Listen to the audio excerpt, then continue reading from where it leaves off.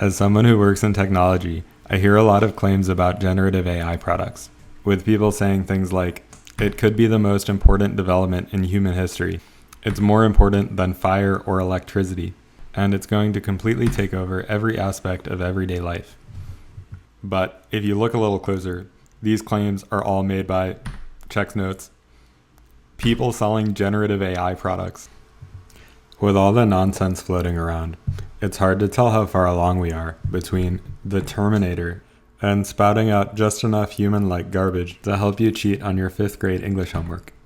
To me, the development of generative AI reminds me a lot of the history and development of chess engines.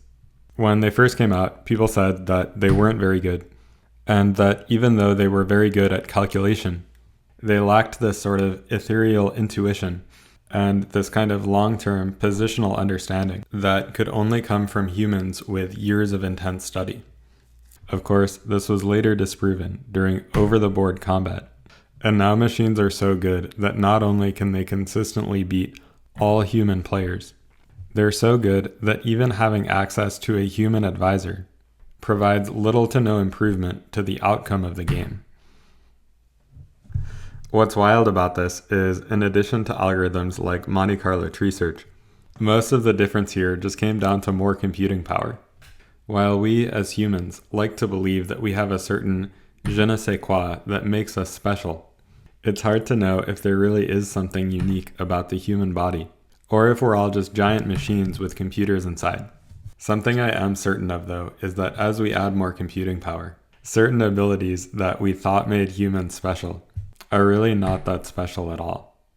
Even though you might argue that computers don't actually understand what's going on, in practice it doesn't really matter, because all of these intuitive sayings like control the center or put a rook on the 7th can really just be encapsulated by going further down the decision tree.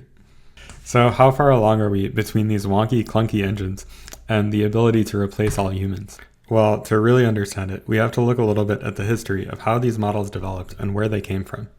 It actually all dates back to our boy Claude Shannon in the 1960s. But to make our discussion easier, I'm going to talk about one of the most popular problems: transcribing speech to text. Let's say you're a computer and you're listening to the following soundbite. Bark. You're not really sure if the user said bark or if they said the word park, which both sound extremely similar, especially if you're listening to audio in a muffled or noisy environment. But if you hear the full sentence, I went to the park, you know exactly what the user said because the context at the start of the sentence helps to disambiguate between the two different possibilities. And in the early days, that's really the main way that these models were used. You had the start of a sentence, and you wanted to disambiguate between a few different possibilities of what you thought the word might be. And so you trained this really simple regression style model to output the probability of each word occurring, and to tell you which of the possibilities was the most likely. Importantly, these models were so dead simple that they were often only useful as part of a bigger toolchain because they only provided just a little bit of extra information. In the really early days, these models were literally just a count of the number of times each phrase appeared in the input set. If you had a phrase like to the park, you would see that to the park appeared 10,000 times in your input date. And you would see that the string to the bark appeared 3 times in your input set. So then you would estimate that park is 3,000 times more likely to be the next occurring word. And I want to point out here that these models were dead simple. Like truly nothing going on upstairs. They had a ton of limitations, like you're relying on the fact that this exact string appears in your input set. And as a result, you often have to leave out a bunch of the context words at the start of the sentence, because the longer the string, the less likely it was to appear in your initial dataset. Even for very short strings that you might want to analyze, there's still a good chance that your input set is missing that exact data. So it's really hard to do anything like analyze a long, complicated piece of text, or really go beyond these really common sense, obvious determinations like ruling out nonsense phrases from your output. At this point, with just our simple string counting, we have the tools to build something like ChatGPT, but it wouldn't be very good. What we can do is start off a sentence, predict the next most probable word, and then add it to the end of the sentence. And so you can keep doing this and keep doing this, and you'll get something that vaguely sort of sounds like a sentence. If you stare at it for even a minute, you can see how the output is a result of this iterative process that we followed.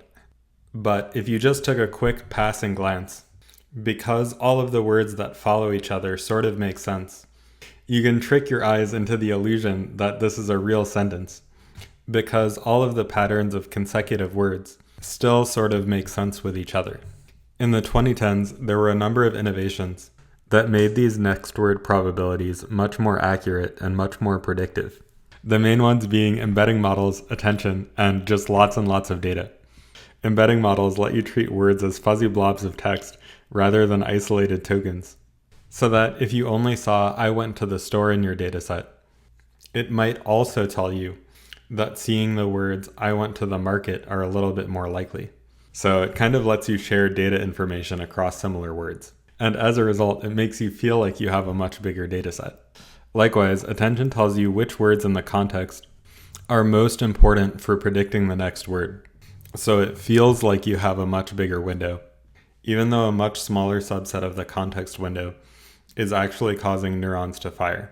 Lastly, the most obvious way to get more data is to just collect more data, which is something that we've known all along. But getting the engineering effort and the hardware needed to collect and actually process all of that data is no small task.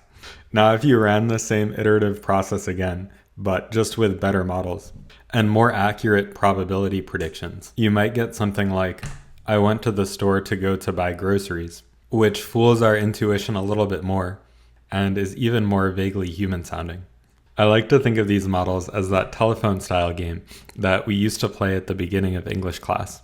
We'd all write a story together as a class, but the way it would go is one student would write the first sentence of the story, and then they'd pass it off to another student who'd write the second sentence of the story, kind of filling in whatever he wanted, but with this requirement to keep some sort of vague logical continuity with whatever the words were that happened before.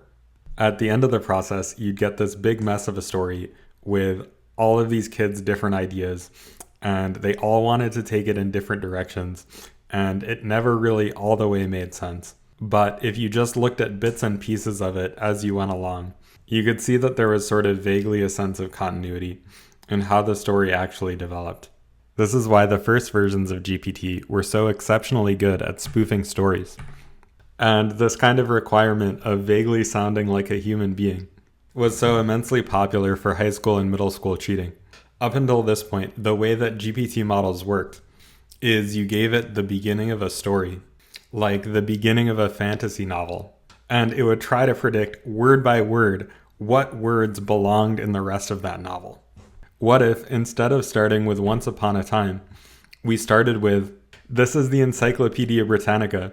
I am a list of facts containing all human knowledge," followed by the text, "The War of 1812 started in." We can get GPT to complete the rest of our novel, but it just so happens that the most likely next word in the novel that we've written is the answer to one of our questions. If we have a question that we want to ask, we can create a novel so that the most likely next word in that novel is the answer to the question that we're looking for. And this is where prompt engineering comes from. What you're doing is you're trying to figure out what is the beginning to a novel so that the rest of the novel, the most likely next words in the novel, are the answer to the question that you had. So this was the world in 2018, 2019, nearly 6 years ago. And the world hasn't stopped in that time. We spent most of that time cooking up better prompts. But there have been a number of other really important innovations, like using a search algorithm to look a few steps ahead in the generation process, so you can maximize the probability over the next 3 or 4 words, rather than just the first one. They've also started adding reinforcement learning as a layer on top of the models that are already there. Basically what this does is it takes the output that was generated by the prediction model, shows it to a human, and gets the human to rate which output they like the most, and then updates the weights of the model to get it to predict which outcomes the human is going to like more. I think this development is really interesting because it changes the goal of these models from how do I sound vaguely like a human to how do I conquer the world and enslave humanity. But even though the goal of reinforcement learning is much more powerful and much more general, the data that we use to train them is much more low resolution and lower fidelity. That's because the humans, whose evaluation we ask to train them, often don't even know the answer themselves. As an example, if you ask an AI to generate a cooking recipe, a human might briefly scan the page and say, yeah, that seems reasonable. But things go horribly wrong when you actually sit down and try to make it. I think we're running into this problem these days, specifically as a result of reinforcement training, where AI models are tuned to convince a human that they got the right answer, rather than actually being relevant and useful. When I've tried out AI tools like Cursor, I often find them useful, but I also find it to be an extremely frustrating experience, because when Cursor does get the answer wrong, or it introduces a bug into my code, it often does so in an extremely subtle and convincing way. So how far away are we really from reaching the singularity? Well, there are some arguments to be made that the layers in a neural network correspond to the signal processing done naturally by the human body. My personal experience has been that these models, especially neural networks on their own without any MCP augmentation, are still a long way off from the logical reasoning capabilities found by humans. However, and this is the point that I really wanted to make, it doesn't really matter. Even though it's not quite a human or an oracle, it's still extremely, extremely valuable.